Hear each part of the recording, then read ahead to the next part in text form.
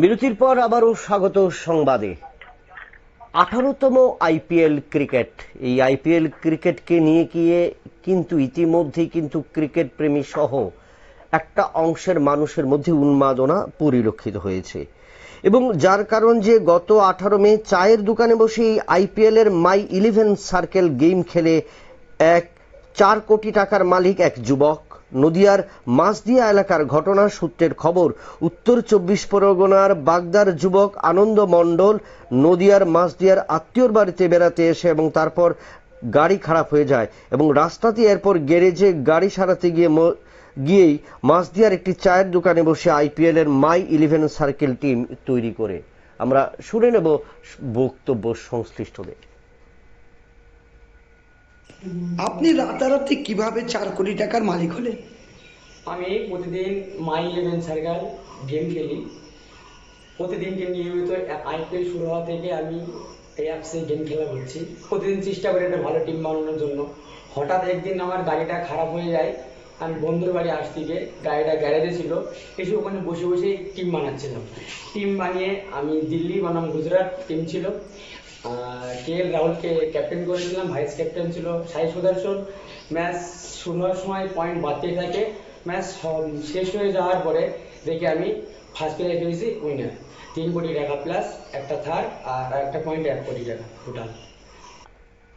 আমরা শুনলাম মাই 11 সার্কেলে তার সাফল্য যে 19 মে তারিখ তার সমস্ত নথিপত্র নিয়ে যখন ব্যাংকে যায় তখন সেই যুবক গিয়ে দেখে তার ব্যাংকে 4 কোটি টাকার তিনি মালিক।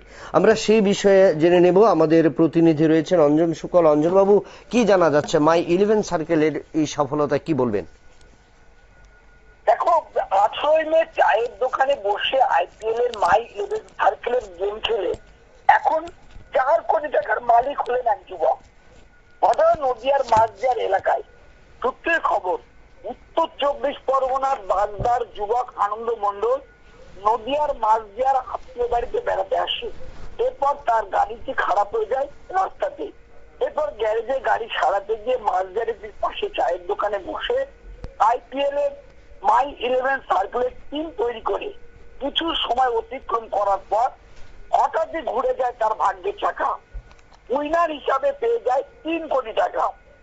উইনার হতে আনন্দবাবু চিৎকার করে ওঠেন এবং বলেন, আমি পেয়েছি।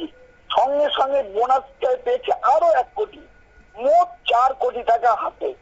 এতেই আনন্দে চিৎকার করে ওঠে, আর চিৎকার হতে আশপাশের লোকজন ছুটে আসে। কি এমন ঘটনা ঘটলো যে এই যুবক চিৎকার চেঁচাতে শুরু করলো? এরপর আসল ঘটনা জানতে পারা যায় যে সে উইনার হতে স্বাভাবিক পরিস্থিতি আবেগ ধরে রাখতে পারেনি আনন্দ মণ্ডল, সেই জন্য চিৎকার করে ওঠে। প্রথমে মনের মধ্যে আতঙ্ক হলো, পরবর্তীতে সকলকে বিষয়টি জানান। মাছদিয়ায় নিজের কাছের বন্ধু, অন্যদিকে ভাই সঞ্জিত দত্তকে বিষয়টি জানালে সে বলে, চলো আমরা কালকে ব্যাংকে যাই। যথারীতি 19 মে তারিখে তারা সমস্ত নথিপত্র নিয়ে ব্যাংকে যোগাযোগ করে। বর্তমান ওই যুবক 4 কোটি টাকার মালিক। গতকাল তার SBI অ্যাকাউন্টে ঢুকে যায় সমস্ত টাকা। এখন আকাশ ছোঁয়া স্বপ্ন আনন্দ মণ্ডলের। সে ভাবতেই পারেনি তার ভাগ্যের টাকায় এইভাবে ঘুরে যাবে। সাংবাদিকরা তাকে প্রশ্ন করে যে এই টাকা পাওয়ার পর, অর্থাৎ আমি নিজেই প্রশ্ন করেছিলাম যে কি করতে চাই, অন্তত সমাজের জন্য কিছু করুক। সে কিন্তু আমাদের কথা দিয়েছে যে ভবিষ্যতে সে কিন্তু কিছু করবে, অর্থাৎ জনগণের সেবায় লাগবে এমন একটা কাজ সে করতে চাই। আমরাও তার অপেক্ষায় থাকলাম, তার যে কাজ সে করতে চেয়েছে সেটা দেখার। ধন্যবাদ অঞ্জন বাবু আপনাকে। যে নদিয়ার মাছদার আনন্দ মণ্ডল মাই 11 আইপিএল এর যে গেম, সেই গেমে কিন্তু নিজেকে সামিল করেছিলেন এবং সেখানে কিন্তু তিনি সবচেয়ে বেশি দেখার বিষয় যে 4 কোটি টাকা পেয়েছেন সেই মাই 11 সার্কেলের। এবং এরপর তার 4 কোটি টাকা ব্যাংকে, যখন তিনি ব্যাংকে গিয়ে খোঁজ নিলেন সেখানে তার অ্যাকাউন্টে তিনি 4 কোটি টাকা পেলেন এবং তিনি সাংবাদিকদের কথা দিয়েছেন এই 4 কোটি টাকার কিছু অংশ তিনি সমাজের বিভিন্ন ক্ষেত্রে লাগাবেন।